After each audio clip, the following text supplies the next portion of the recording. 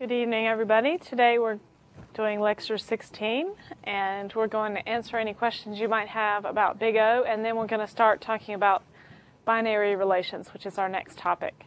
So we actually have, I think, 3 topics left: binary relations, counting, and graph theory.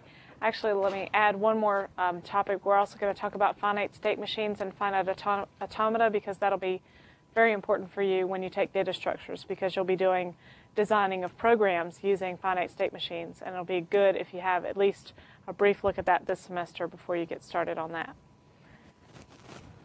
Okay, so first of all, let me remind you a little bit about BigO. Several of your homework questions in homework number 7 ask you to show that something is BigO of something else. Show or prove. So what is it that I need to do if someone asks me that question?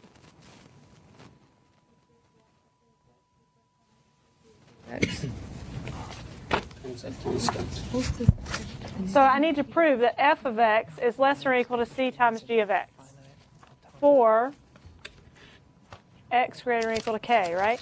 So I need to actually just do anything that shows I have to find c and k for one thing. That's the first thing I need to do. And I need to just prove that inequality. I can either do it arithmetically or by induction. So if I wanted to show that x plus 5 is BigO of x, then I just need to write x plus 5 is less or equal to x plus 5x, right? And if that's true, if x is greater or equal to 1, this is equal to 6x. So therefore, x plus 5 is in BigO of x. And if you want to write your constants, c equals 6 and k equals 1, right? So those are the things that you need to do. That's a good enough proof. It doesn't have to be statements and reasons.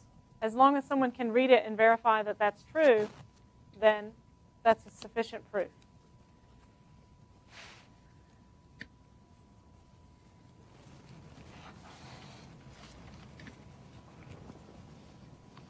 Are there questions about that?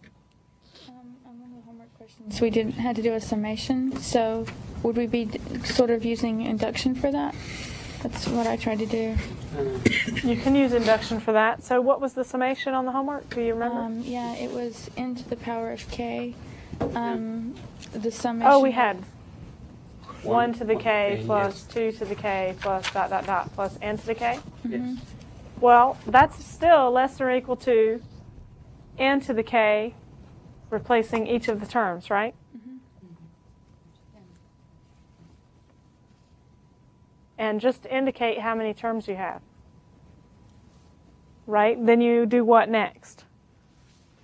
Why don't you do n to the k plus 2n to the k? Because n to the k is bigger than 2 to the k. 2 is not a constant outside of that function. The function, the second term. So the question was, why don't I do like n to the k plus 2n to the k plus 3n to the k plus 4n to the k? Because that doesn't solve the problem as easily as this does. And also, 2 to the k is a function I can replace with n to the k without worrying about the constants. Even if n is 1, it still works. That's why I leave the constants out front. So these are not really constants in these functions. They're part of the function. That's why. So what would be the next step here? That's equal to what? That sum of n to the k's. It's n times n to the k, right? So I'm not going to finish it because then I'll have your whole homework problem sitting right up here, right? So there's only like one more step. And this only works if n is greater or equal to 1, right? It doesn't work if n's not at least 1. Right, so the last thing I wanted to mention, if there aren't any questions, I just wanted to mention, if you have a division and you want to do the BigO of a function that's being divided by another function, so I want to find the BigO of f of x over h of x. Let me just be really clear. Let's just use another piece of paper.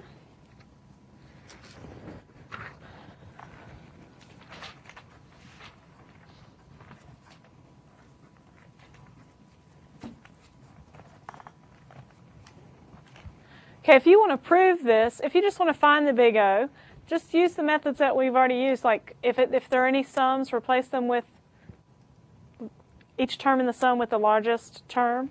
So I'm going to say that the big O of this is equal to big O of f of x over the big O of h of x. But that's only if you're doing very close matches for the big O's, like if you're really doing big theta.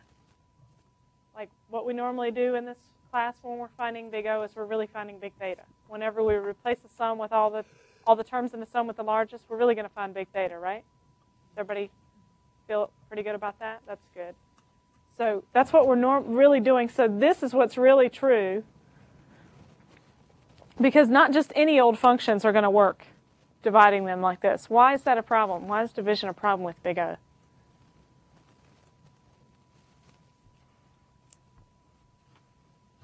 Because you're kind of reducing the size of the function. Right. If I'm proving a less than or equal to, I can't replace the bottom with something larger, right?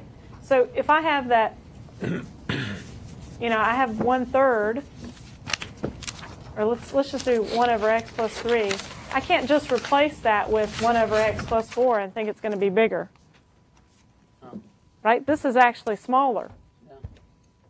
So it doesn't go the direction I want it to. So actually on the bottom, you really do want to make sure you're doing big theta. And if you're doing a proof, you can do it the same way. So you find the big O of the top and the bottom, but drop the constants altogether for the bottom. So that'll solve the problem, usually. Because if you have a constant in the bottom of 5 and you just drop the constant, usually you're going to have a smaller function than you started out to begin with. Let me do an example for you.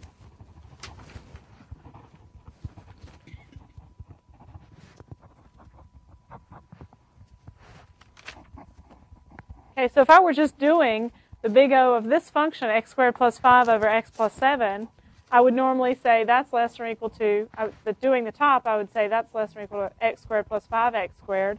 And the bottom, I would say x plus 7x, right? But instead of doing that, I could actually just take off this one. I can just pick the largest term and not replace the other terms in the sum, and that works. Or you can do the big O like normal and just drop the constant, because it's the same thing. But then this still is true because I've replaced the bottom with actually something smaller, which makes the total thing bigger. It's a little confusing. Whenever something goes in the denominator, it can confuse you really easily. But you just want to make sure that actually in the bottom you really want to put something smaller but close to what the bottom function is. So in this proof, I would say, that's less than or equal to 6x squared over x, which is equal to 6x. So I would say the big O of this function is x, and the constant would be 6. So I wouldn't have divided it by 8, which is what I would have had if I left the 7x in there. And this was for x greater or equal to 1, right? Okay, so that's a proof for the big O there. My constant is 6, not 6 divided by 8. So that's the only tricky part with division when you're doing big O. You can divide big O's, but make sure that you're really finding big thetas and you drop the constant for the bottom. Okay, so it's not complicated. It's just I've had some students who were asking me, you can't replace the bottom with something larger, and that's true. But since you're using big O and you're actually dropping the constants, if you just drop the constant early, you're replacing the bottom with something smaller, which makes the fraction bigger. If there are any other questions about big O, I'm ready for them now.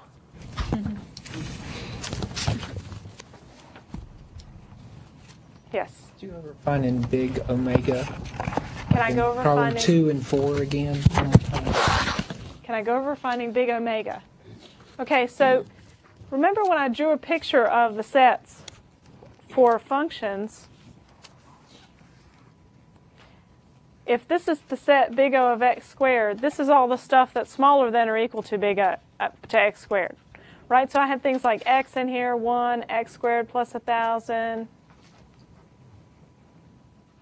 Okay, so what kind of stuff is in big omega of x squared if it's kind of like the reverse? X squared is the smallest thing in there, so you have to put other stuff in there that's bigger.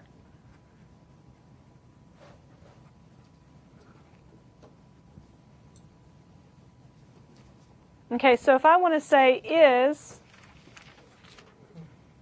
x plus 5 in, big omega of x squared, is it? No, because x squared is the smallest thing in big omega of x squared. So that's how you check. So I always draw this picture because I always think in terms of big O, because these are upper bounds. These are lower bounds. So x plus 5 is not in big omega of x squared because x squared is actually the smallest thing in big omega. So can you do a proof where you actually say it's greater than to see if it is, or do you just look at Yeah, I could. Yeah, I can. I can prove that x plus 5 is not in big omega of x squared. So I could do it just like I've done the big O proofs. So if I wanted to prove, well, first let's prove that x cubed is in big omega of x squared.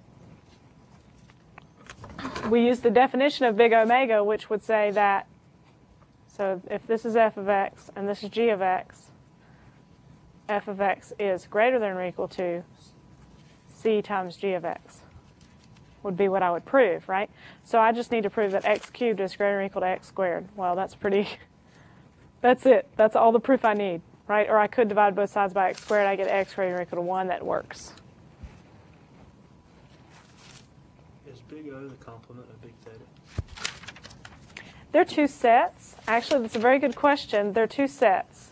So if I think of these two, like say that this is big O of x squared and this is big omega of x squared, then in here is big theta of x squared. Remember that big theta is the overlap between big O and big omega. So they're actually not complements of each other because they overlap. And they overlap where these functions in here are almost exactly the size of x squared or a constant times it. The functions over here that are just in big O of x squared but not in big omega are actually smaller. They have to be smaller than x squared. So they're things like 1 or log of x or x log x. Things over here are things that are way bigger than x squared.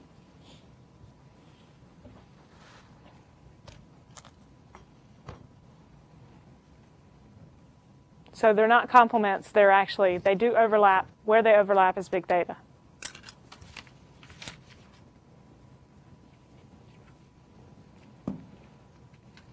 So if I wanted to show that x plus 5 is not in big omega of x squared, I can do that too.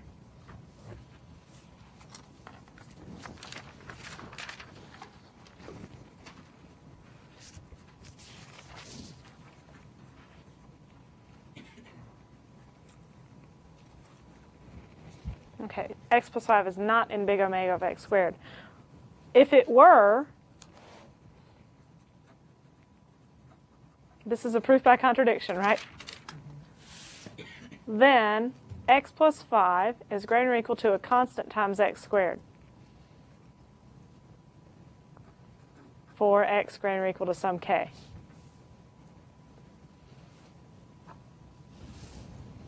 Right? This can never be true. No matter what c is, I can't make this small enough to make x plus 5 bigger than x squared.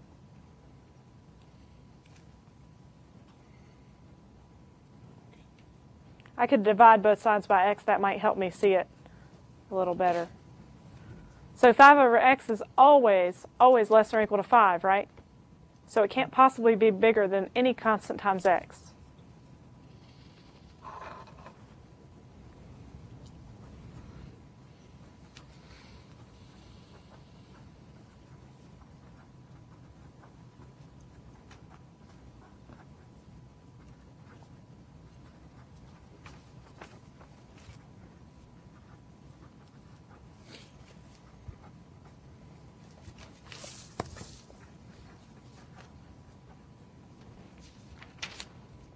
So that's a proof. Multiply both sides by and have 5 greater than or equal x squared, and that can never happen as well. Right. There's lots of ways you could prove this. So anything that shows that this doesn't work will work. Now, when you talk of, excuse me, the smallest BigO estimate of, say, like n cubed plus 8n. Okay. If I want the smallest BigO estimate of n cubed plus 8n, that would be n cubed. So when I ask for the smallest BigO estimate, I'm asking you to do big theta, really.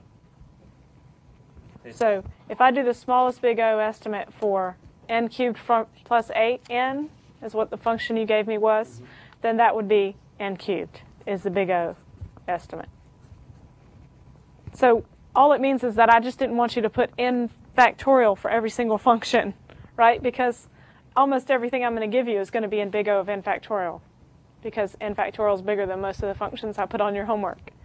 I just didn't want you to put that. I want you to work and find the BigO using the summation rules that I gave you. Does that make sense to everybody? The smallest BigO estimate is the one where you use the rules that I gave you. So it doesn't have to be smaller than that. And you don't have to get the smallest possible constants either. I don't care if you have small constants. You can use huge ones as far as I'm concerned. So for correct answers, either on that type of problem or a problem where the question is such and such BigO of something, does the answer need to have any constants? If it just asks you, if you have a question like, is x plus 5 in BigO of x squared, you can just put yes or no. Okay. And that's a yes, right? Because x plus 5 is smaller than x squared. If it says show, you need to do a little proof like we've been doing less than or equal to and show the constants. If it says show or prove, you need to do a little proof. And if it's not really, really clear, then you might need to do a proof by induction. So just have to be, if you can look at your paper and verify, oh, yes, this makes sense, then that's pretty much a good proof. You should be able to tell whether someone else can read your proof and verify that what you claimed is true. If they can't, then you need to rework that proof. It's kind of like writing a paper, Someone reads it and it doesn't make any sense, you need to try harder.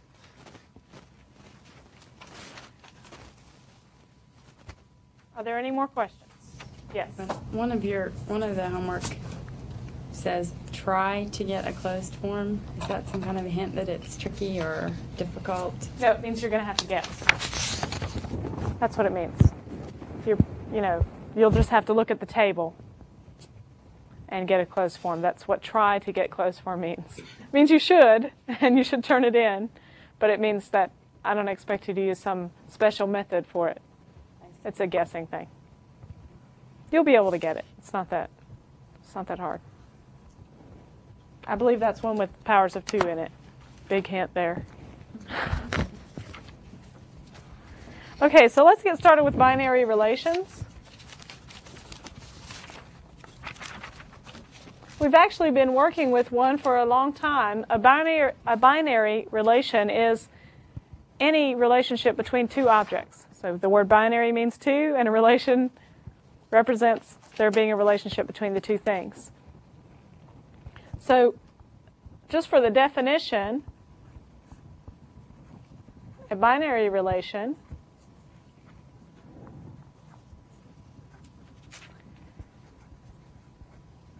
is a subset of a cross product of two sets. Just when you thought set theory was over. So I could say that R is a binary relation. It's a subset of A cross B. So the things in R should be points from A cross B. It's not necessarily all of them, although it could be. It also could be the empty set. A relation can be empty. So some things that are like relations could be A has more money than B.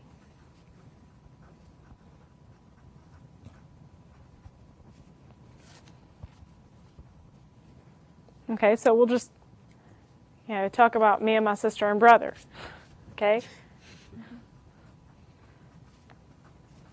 So Tiffany Andy is in the set.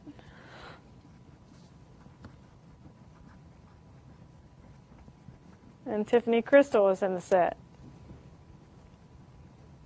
That's it.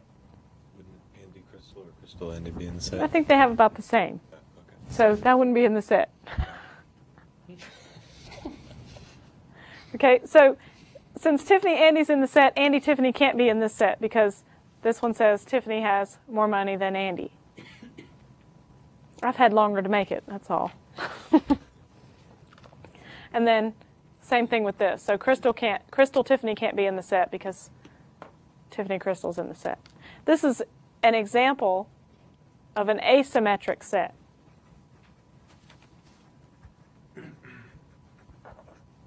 It's asymmetric because I can't just take one of the points and flop the values and still have it be in the set. So I can't put Andy Tiffany in here and I can't put Crystal Tiffany in here. Okay, we're going to talk about different properties of sets. This is an example of one. This is also an example of one that's irreflexive. So reflexive would be if Tiffany Tiffany was in there and Andy Andy was in there and Crystal Crystal was in there. But I can't have more money than myself. So this is also irreflexive. But we're going to talk about these definitions.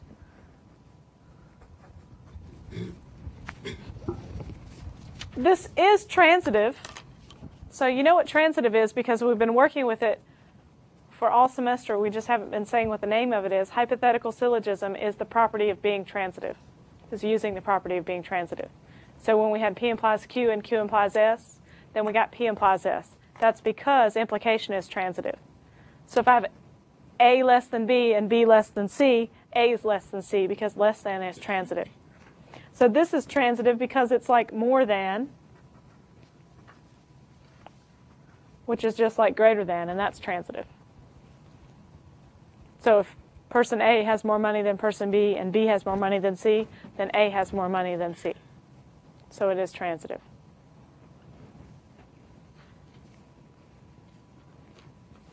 So let's talk about some other kinds of relations. Where's Brian? He's not here to ask me what the heck this is good for.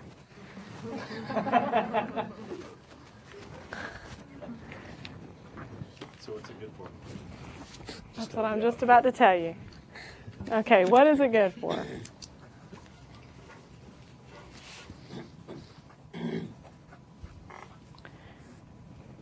Well, the first thing that it's good for is just representing things. So a lot of the things that we've been doing in this class are just for being able to represent something on a computer because we talk about a lot of things, but we actually have to translate it into something that the computer can represent.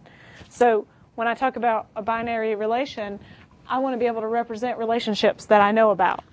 So for example, one binary relation might be the set of all flights that I can take in the United States on American Airlines from city to city. That's a very useful relation to know, right? Supposing that you have free miles on American and you want to go somewhere, you'd really like to know all the places that you could go from Raleigh, right? Say, where's the furthest one and the closest to Hawaii? So the main thing is to represent relationships.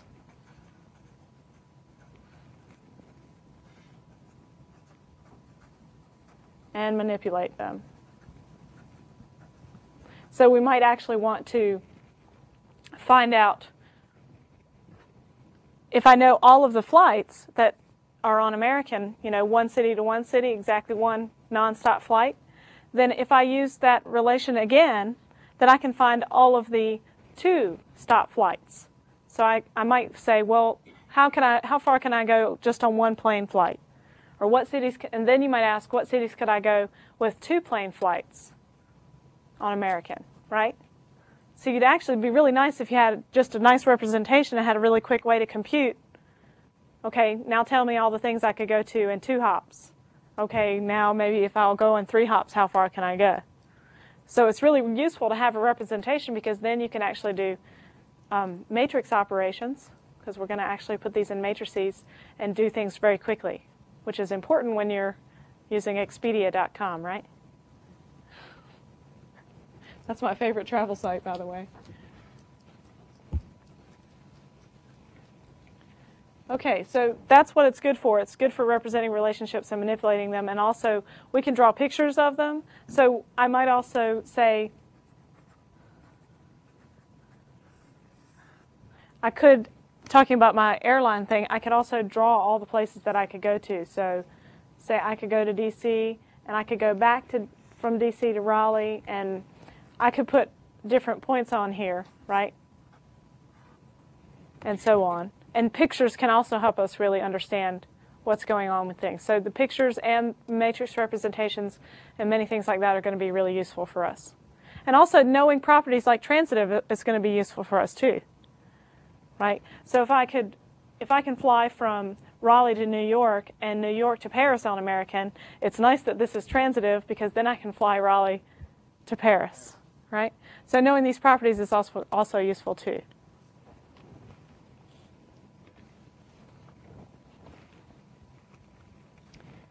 Okay, so let me next do a couple more examples.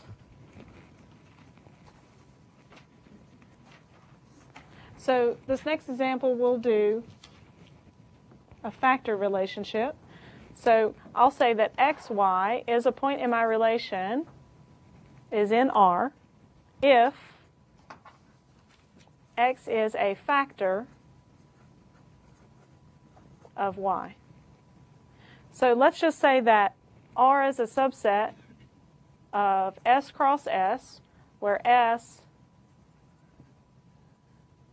is the numbers from 1 to 20.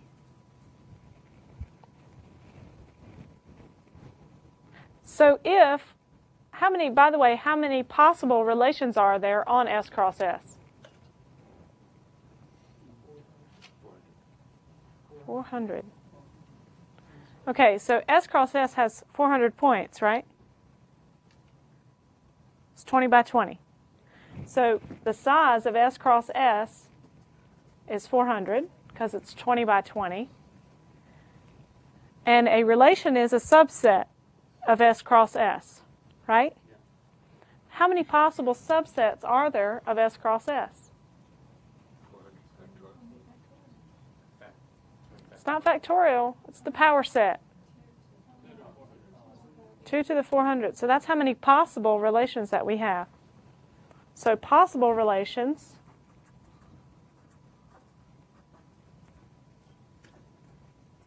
R is somewhere in the power set of S cross S, right? It's one of those elements. And how many elements are there? 2 to the 400. So there are 2 to the 400 possible relations. This one is just one of them. The factor relation is just one of them. Okay, so what kind of points are in this relationship, if this is my definition? Well, we have the point 1, 1, because 1 is a factor. We actually have point 1 everything, right? Because 1 is a factor of all the other numbers.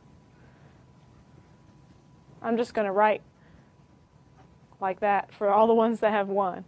And then we're going to have points like 2 what? 2, 2, 2, 4, 2, 6, all the way up to 220, right? And then I'm going to have what?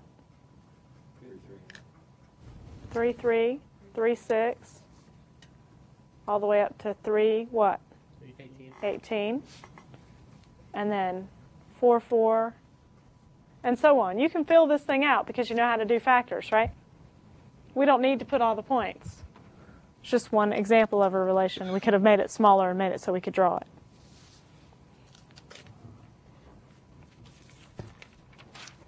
Okay, so I'm going to do a smaller one with the factor.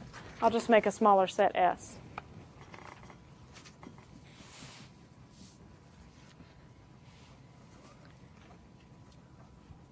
Divides and factor of is the same thing, right? Okay, so don't read divides and go, ah, what's that? Or don't read factor of and go, ah, because we've been working with divides and factor of all semester. So they're the same thing. So let's make S a little smaller.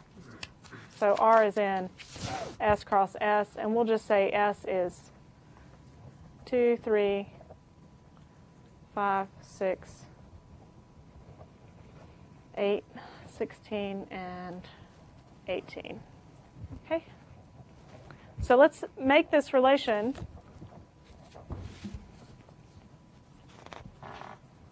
So 2 divides itself. It also divides 6.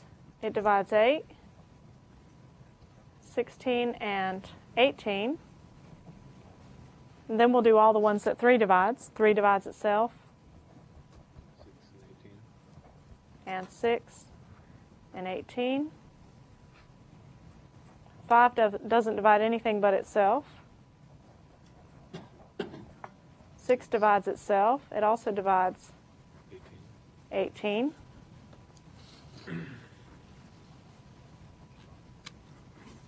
8 divides itself, and 16. 16 divides itself, and 18 divides itself. So that's the entire set.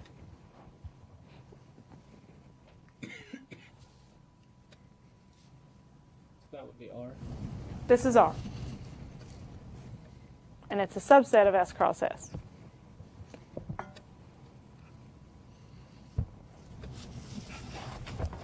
Okay, so let me give you some definitions, and then let's see which ones apply to this set. Okay, first of all, is this transitive? We already talked about transitive a little bit. If A divides B and B divides C, then A divides C would be true if this is transitive. Is it transitive? Yes. Yeah, because if 3 divides 6 and 6 divides something else, then 3 is going to divide the something else also, right? So this is transitive.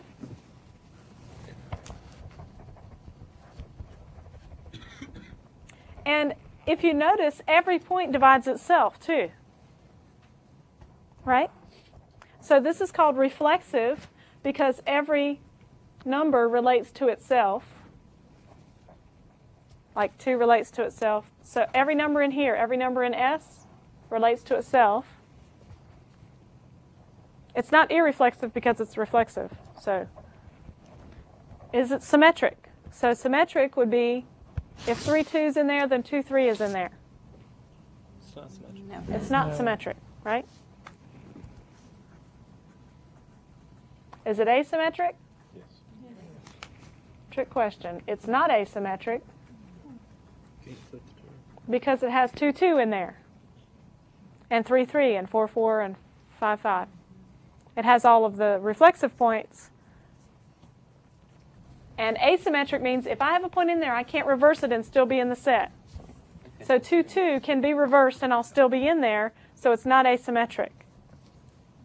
There is a property where as long as nothing else can be reversed except for those, that's called antisymmetric, and this set is antisymmetric.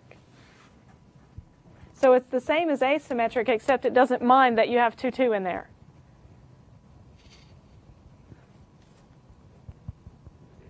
You said not symmetric. What did you mean? This is not a symmetric set. I'm going to give you definitions for symmetric and everything, and they're also in packet 5, which is, it's on the web. It's just not moved up from old, but it's the same. So I'll move it up today or tomorrow. I'm going to give those to you in just a minute, all the definitions. I'm trying to get you just thinking, like, when you see the word symmetric, what do you think? Okay. Okay? So you're using your knowledge you got before you got here, which is plenty. So reflexive and asymmetric are mutually exclusive? That's right. These are mutually, I can't be both reflexive and asymmetric at the same time. And actually, part of the definition of asymmetric is that it's irreflexive. So it can't be reflexive and asymmetric at the same time. Unless it's empty. It can be both if it's empty. If the relation is the empty set, but we don't usually deal with those. Let's see, reflexive, symmetric, transitive, asymmetric. I think that's pretty much everything I wanted to do. So this kind of acts like less than or equal to, right? In a way. Divides is not the same thing as less than or equal to, but it's acting like it, right? If one number divides another, then And so if A divides B and B divides C, then A divides C. And it's working just like less than or equal to, because it's also reflexive, right? If 2 divides itself, I can reverse that. It's still in the set. It's anti-symmetric just like less than or equal to. So 2 is less than or equal to 2, but if 2 is less than or equal to 3, I can't put 3 is less than or equal to 2. So it's kind of like less than or equal to.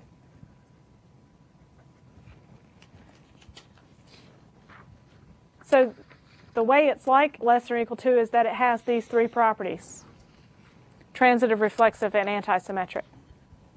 And when it has those 3, it's called a partially ordered set.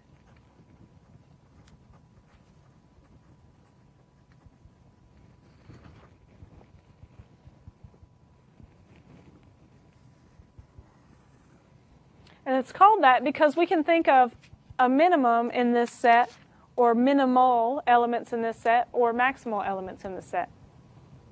Is this related in any way to implication, since it's less than or equal to? It's just like that too. So implication has the same 3 properties, and it's also a partially ordered set.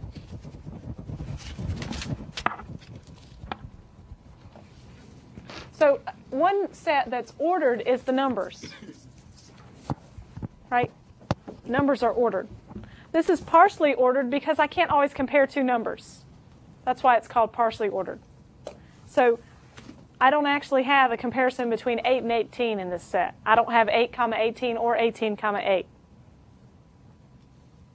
So I don't necessarily have a relationship between every pair. But if you take every pair of regular numbers, I can tell whether one's less than or equal to the other.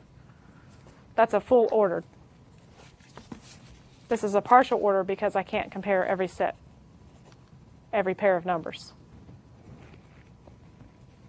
Okay, and I wanted to draw you a picture for this because pictures are very cool. So we can draw a graph of this relation. The way you draw graphs is you draw a point for every point in S. So I would put 2, 3, 5, 6, 8, 16, and 18. And then I'll draw arrows where there's points. So if something divides something else, I'm going to draw an arrow from the small one to the big one.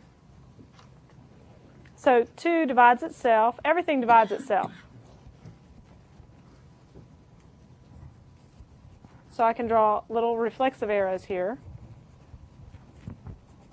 And 2 definitely divides 8. And it divides 16. And it divides 18. It also divides 6. 3 divides 6. 6 divides 18. 3 divides 18. Let's see. Did I miss anything? What? 8 divides 16. 8 divides 16.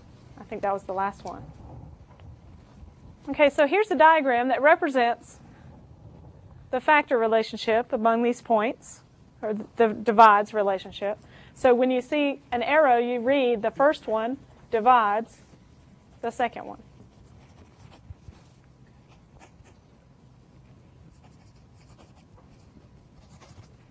So this is a nice diagram, but it doesn't show me that relationship, like kind of like less, which ones are come before the other ones. Like I have to actually follow the arrows to see it. But when I have a partially ordered set, I can redraw this diagram in a way that lets me see the relationships without having to follow the arrows, which is very cool. And that's called making a Hasa diagram. So before I make one,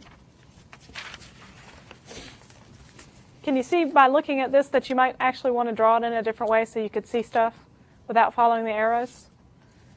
Okay, so what would you do if you wanted to make a diagram like that? You know 3 things.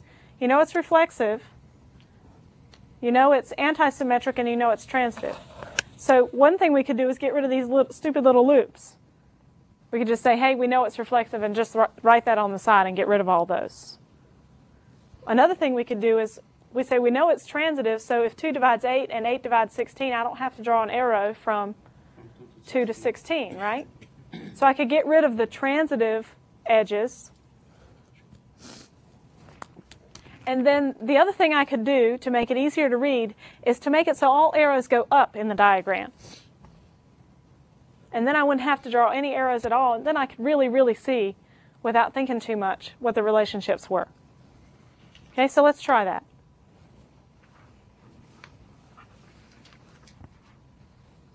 So if I want to put things on the bottom, so I'm just going to ignore all the little loops first.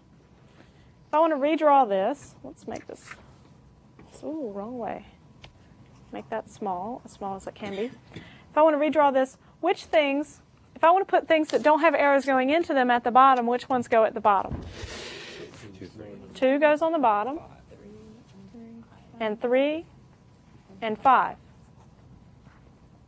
So all of those go on the bottom. And then the next level is just stuff that has arrows from these, but nothing else. Because if I put 16 on the next level, I actually have to put 8 in between those two. Right? So I actually just follow one arrow from 2 and get 8. That goes on the next level. And 6 also goes on the next level. And there's a line from 2 to 8 and 2 to 6, but 3 also goes to 6.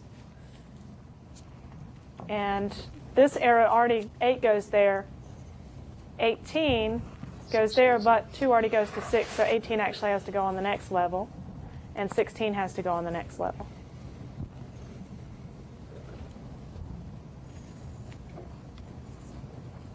And that's it. So we have none of those loops anymore. We don't need any more arrows, and we can actually tell the relations without any confusion anymore. Right, so this is called a Hasa diagram.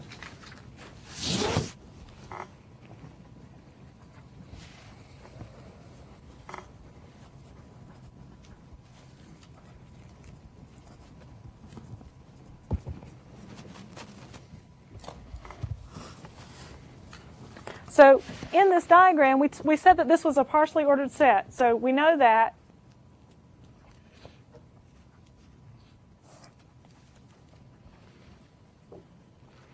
We know that it's reflexive, antisymmetric, and it's transitive. And that's why we could draw it this way, because we made those assumptions, that it's reflexive, antisymmetric, and transitive. So without drawing it, we know that 2 is actually divides itself, and 3 divides itself, and 5 divides itself, because it's a Hasa diagram for a partially ordered set.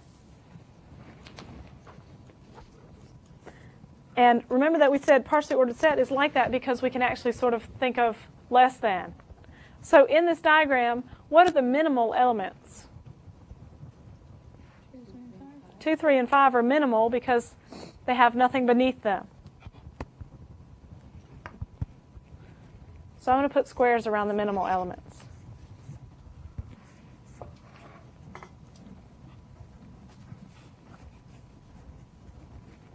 Okay, what are the maximal elements? 16, and 5. That was good. 16, 18, and 5.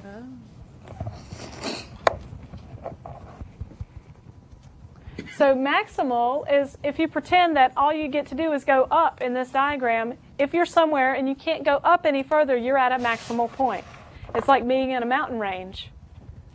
If you go up a little mountain, you're at a maximal point even if it's not the tallest peak.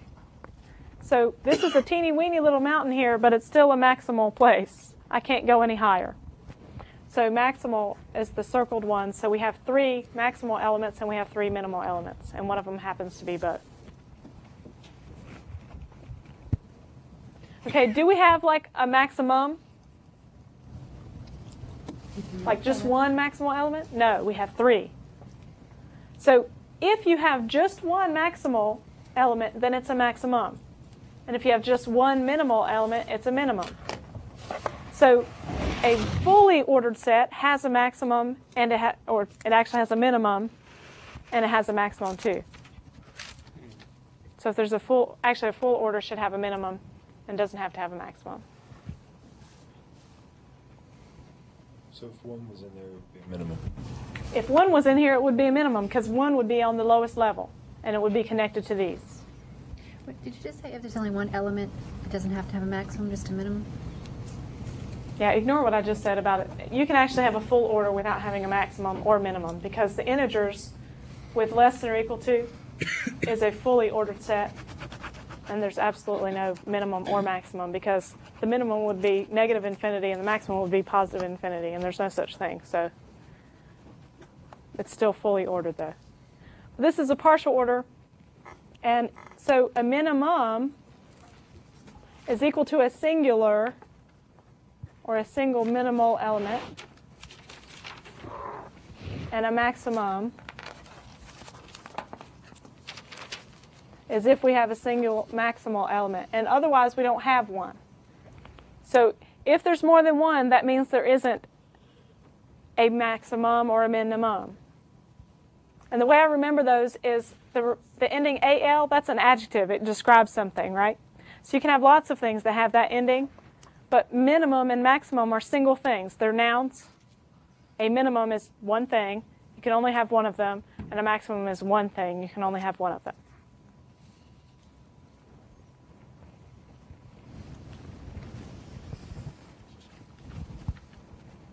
We're going to do some more of this, and I'm going to go, right now I'm going to give you the definitions for the properties that we've been talking about so that you'll have something to look at when we look at other kinds of sets.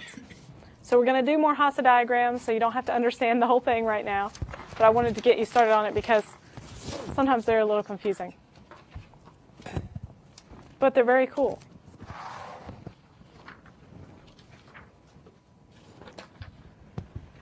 Okay, these properties we're talking about, they only hold for relations. So these special relations we're talking about, special properties,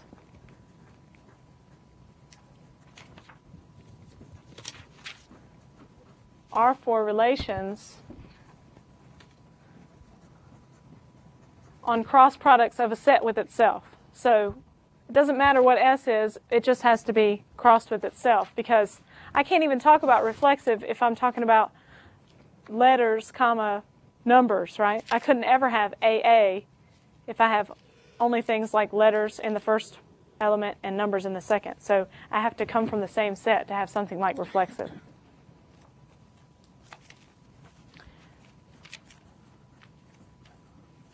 So here's some formal definitions. A relation is reflexive if, for all x in S, here we go with predicate calculus,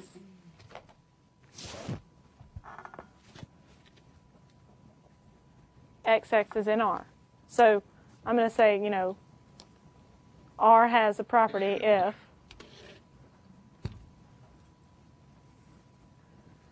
reflexive if, for all x in S, XX is in R. So R is in S cross S if XX is in R for every single element of S. So the relationship we were just talking about divides. That is reflexive because 2 divides itself, 3 divides itself, 5 does, 6 does. All the numbers divide themselves. So that's a reflexive relationship. What's something that isn't reflexive? Greater than, right? 2 is not greater than 2. So that's not reflexive. It's actually irreflexive. So there's actually 3 things we can have. We can have a relationship that's reflexive.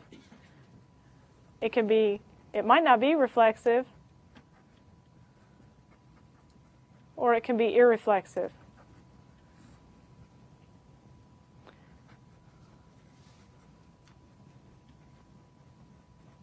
So it's irreflexive if none of the reflexive points are in there.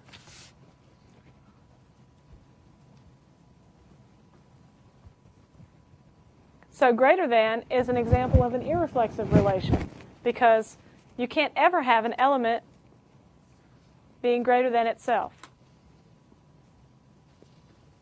But there's lots of things that are neither reflexive nor irreflexive.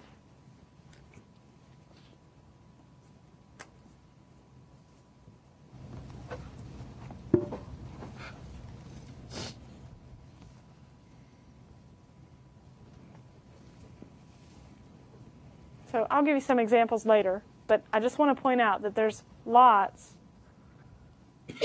that are neither. So these are not the only 2 choices, because these are not opposites, right? If I negate this for all statement, I don't get this for all statement, right? I get a there exists statement. So these are not opposites. These are not exact opposites. That's what I wanted to point out. If they were exact opposites, then we would have just one of, you'd always either be reflexive or irreflexive, but that's not the case. Okay, so let's go on to some other definitions. Most of these are things that you really understand already. We just don't normally talk about them in predicate calculus. So we understand symmetric really well. Everybody understands that well. Okay, so for all x and y in S, if xy is in R, then what is in R? Yx is in R. So that's the definition for symmetric. If I have a point in there, I can flip-flop it and still be in the set, in the relation. So less than or equal to is definitely not symmetric, right?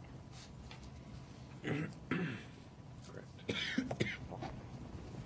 So asymmetric is kind of like the opposite, but it's really, again, it's sort of like irreflexive and reflexive. It's not really opposites. It's sort of extremes. Like reflexive is the extreme that we have all of the points, and irreflexive is we have none of them. Symmetric is we have all of the opposites, and asymmetric is we have none of the opposites.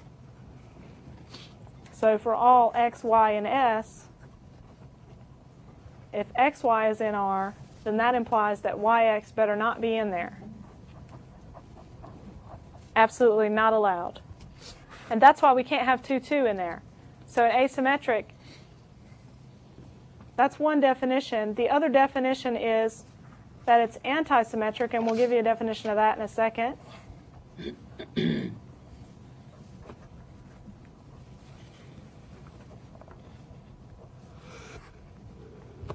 So a relationship is asymmetric if it's both anti-symmetric and irreflexive. So we're going to do anti-symmetric in just a second.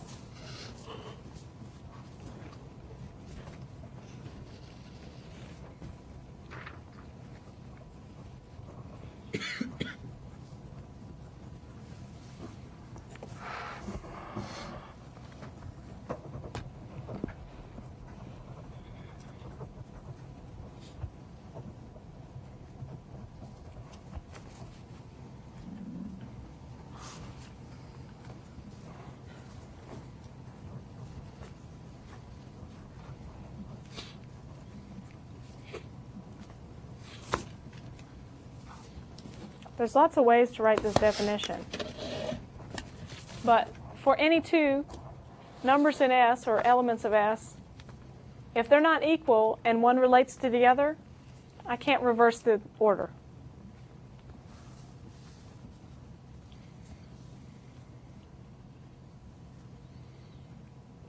Another way to write this is, let's see.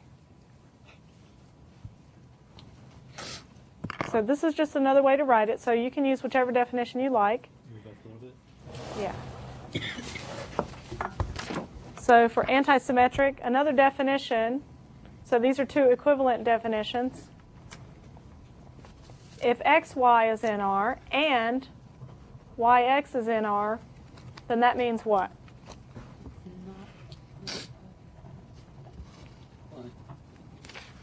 This says if x is not equal to y. it actually means that x needs to be equal to y. This one right here says if x is not equal to y and xy is in R, then yx can't be in R. The only way that these both could be in R then is if x and y are equal.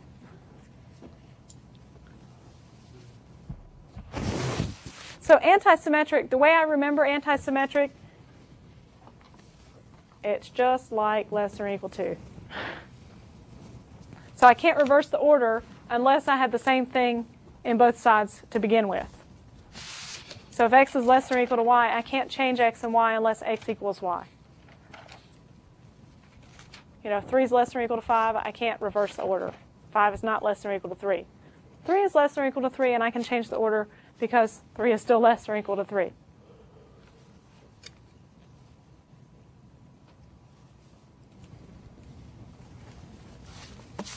So this looks like a complicated definition, but you all understand it because it's just like nothing symmetric except I'm allowed to have some reflexive points in there.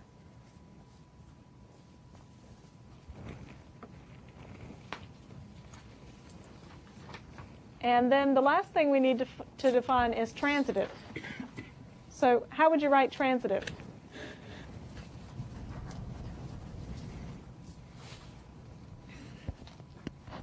X, Y, Z.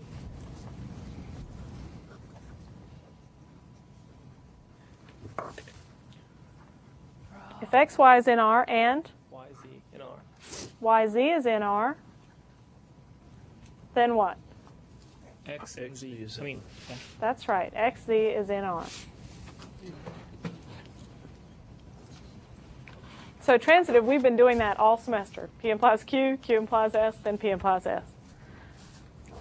So we should be pretty used to transitive by now. We haven't called it that, but it's the same thing.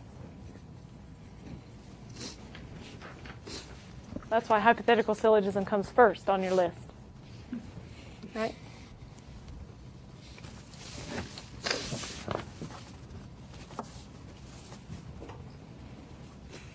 Questions? Just hold on 1 minute.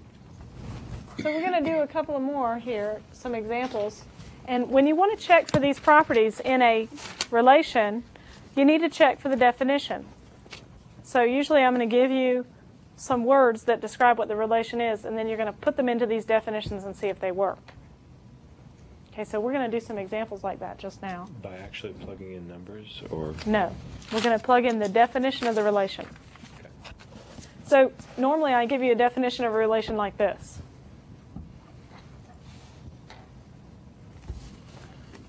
X, y is in R is logically equivalent to x is less than or equal to y. And then I can put, for x, y is in R, I can put x less than or equal to y. Right?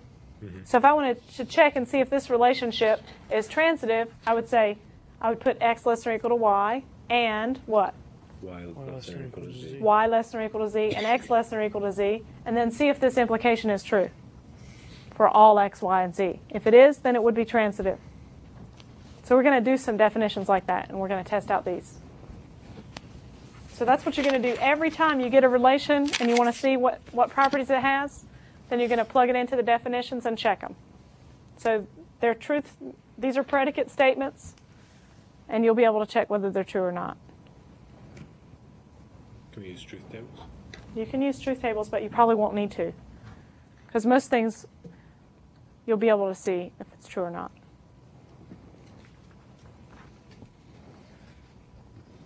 Okay, so some examples of relations. Let's try. Let's do this one. X, y is in R if x is congruent to y mod 5. And you can put that in parentheses if you want to. Now, if you don't know what this is, that's fine. Congruent to y mod 5 means you have the same remainder. X and y have the same remainder if you divide by 5. So that's just a mathematical way of saying if you divide by 5, they both have the same remainder. So how many different kinds of numbers are there that way? However many remainders there are, right? Mm-hmm. So like 2 is equivalent to 7. Mod 5. So this mod 5 doesn't go with y, it actually goes with the congruent sign. Okay, so don't get confused by that. I don't say 2 is congruent to like 7 over 5 or anything like that. It's 2 and 7 are congruent mod 5 because if you divide them both by 5, they have the same remainder.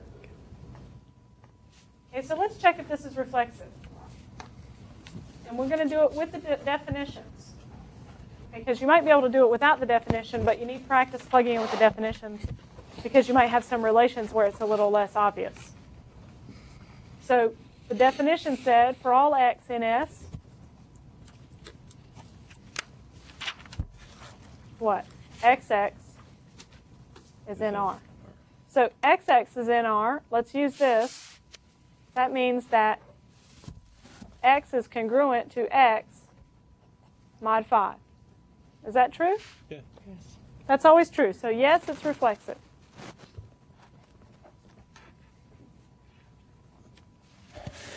Is it irreflexive? I write the definition again.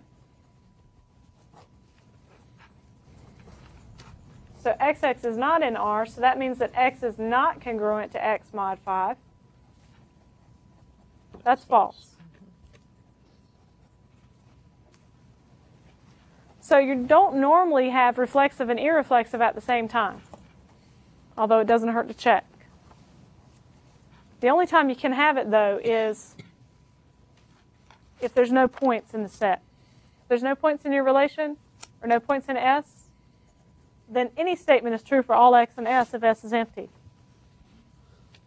Right? Okay. If S is empty, this statement is true. Okay, so let's check symmetric.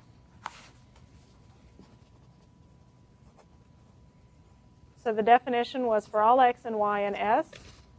If XY is in R, then that means that YX is in R. So we have to use our definition again. If XY is in R, that means X is congruent to Y mod 5. And YX is in R means Y is congruent to X mod 5. Yeah, Is that true? Yeah. should be. Yeah, because it shouldn't matter which order, because I said we divide both sides by 5 and see if the remainder is the same. So it doesn't matter which one comes first. Because that equivalent sign is a lot like an equal sign after you divide by 5 and take the remainder. So this is symmetric. We can take that off. So anti-symmetric we would plug in the same way. But we already know it's not anti-symmetric, right? But let's plug it in, just because sometimes you might have both. So for all X and Y, if X is not equal to Y, and XY is in R, then that implies that YX is not in R.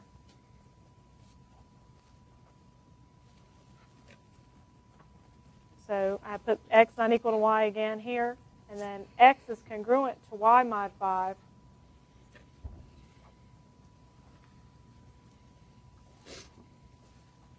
Does that imply that Y is not congruent to X mod 5? That's what that last part says. So this is not anti-symmetric, right? Yeah, true. So that last part said Y is not congruent to X mod 5. So this is false.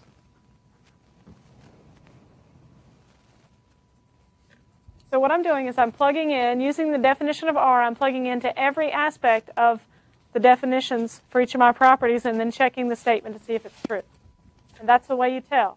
For any relation, if you're given this relationship, then you should be able to do it. So you'll be given a definition just like you were for this one.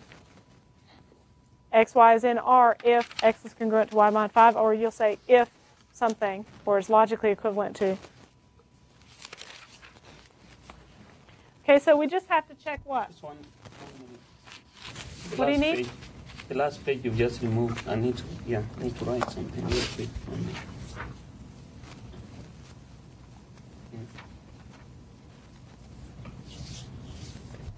So the last thing we have to check is what? Trans. Transitive, but we also can check asymmetric, but that's easy, right? Because all I have to do is check irreflexive and anti-symmetric. Because if it's asymmetric, it's both irreflexive and anti-symmetric. So it can't be, because it's not even irreflexive or anti-symmetric. So it's not asymmetric. So let's write that down.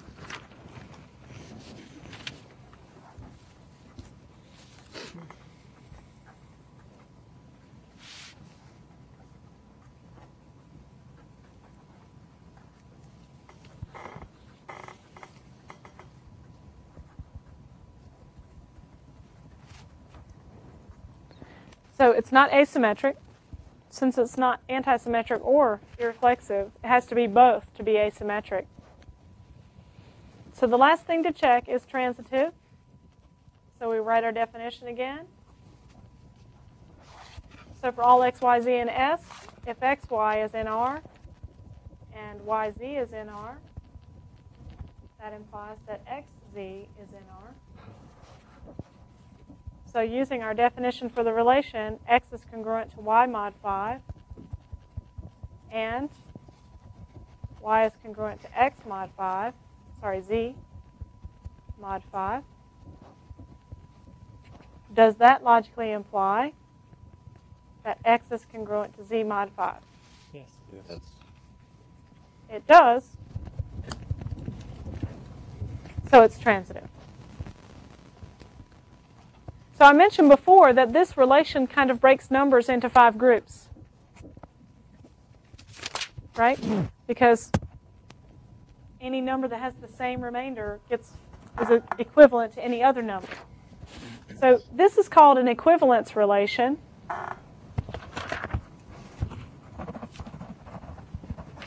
And anything that does this same type of thing is called an equivalence relation. And the 3 properties they have is that they're reflexive, symmetric, and transitive. So whenever something breaks things down into partitions, it sort of partitions things into sets, where everything in there is considered equivalent, then you have an equivalence relation. So if you hear the words the same in the definition, you've got an equivalence relation, because you're reducing something down to something that's the same between 2 things. So one equivalence relation would be x has the same hair color as y. That's reflexive because you have the same hair color as yourself, right? It's transitive because if I have the same hair color as someone and they have the same hair color as someone else, we all have the same hair color, right? And it's also symmetric because if I have the same hair color as you, you have the same hair color as me. So anything you hear the same, think equivalence relation. And then you don't even have to check all these properties. You just go reflexive, symmetric, transitive, and then you just double check and think about it for a second, make sure it makes sense. Okay, so if you're looking at the same, it's an equivalence relation. Breaks things down into sets, so you don't have to check all these definitions. But it's good practice to do it because you're going to have to plug in definitions for relations and actually see which properties they have.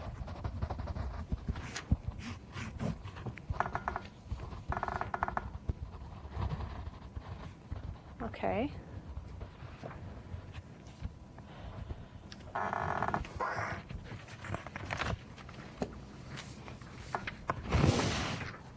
If I have, say that my set S is the power set of 1, 2, 3, the set containing 1, 2, and 3, and R is the subset relation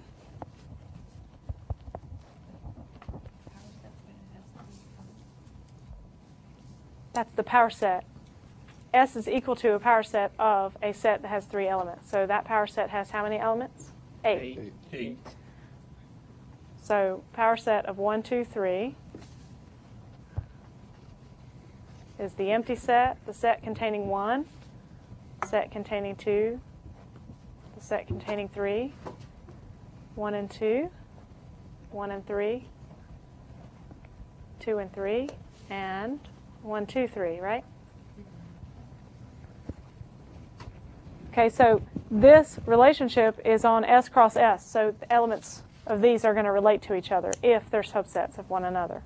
So AB is in R if A is a subset of B.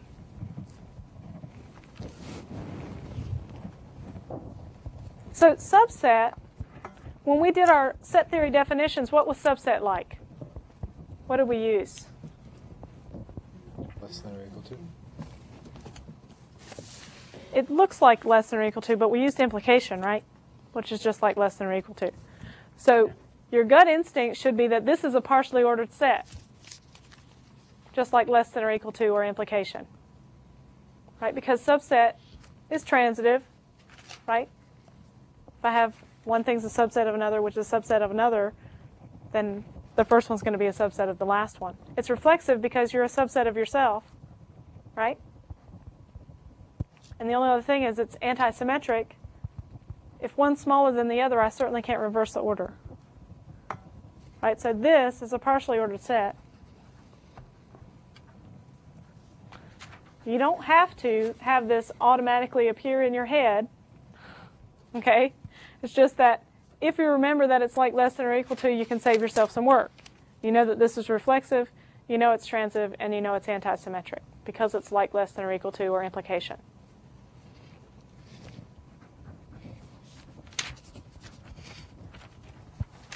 So we just talked about an equivalence relation, and now we're talking about a partially ordered set. What's the difference between the two? The symmetry. Right. An equivalence relation is symmetric. A partially ordered set is antisymmetric. So they're very similar because they're both reflexive and transitive, but one of them is antisymmetric and the other one is symmetric. So equivalence, remember the word same is going to appear in the definition, and symmetric. Same and symmetric go together. Okay. For partially ordered sets, we want to compare things and have things be less than each other, which is not same. It's antisymmetric. So for this one, I could actually draw one of those Hasa diagrams, right? I've got 8 points. I'll draw a line from one to another if one is a subset of the other one. So what is the smallest set out of this power set? The empty set. So that one goes on the bottom, right? Because nothing can be inside the empty set. So we're going to draw the Hasa diagram for this. The empty set goes on the bottom. Now, what are the smallest things that the empty set relates to? The set containing 1, the set containing 2, and the set containing 3.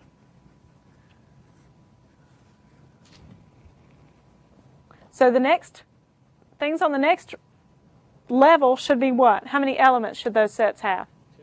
They should have 2. So the 2 element sets go on this level. And the next level should have what? 3. Should have 3 elements in each set.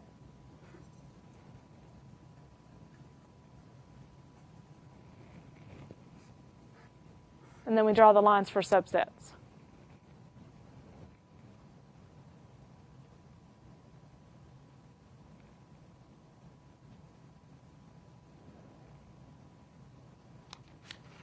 Now, do you remember the binary representation for elements of a power set?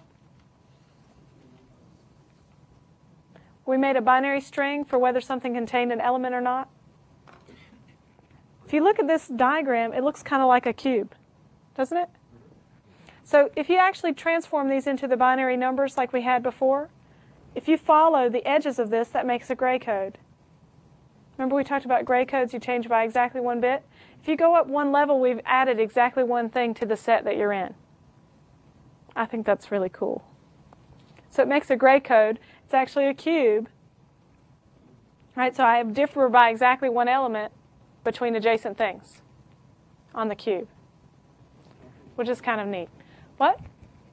2 and 1, 3. 2 at the bottom and 1, 3 at the... This and this, Oh. they're not adjacent by lines on the cube. Okay. So if you follow a line on the cube, you differ by exactly 1 element. Yep. It's kind of neat. Okay, so we're going to talk about this some more, but this was the subset relation on the power set, and it's a partially ordered set. So next time we'll talk more about binary relations, and we'll keep doing that until we're done with those, and then we'll start on counting. So thanks. See y'all later.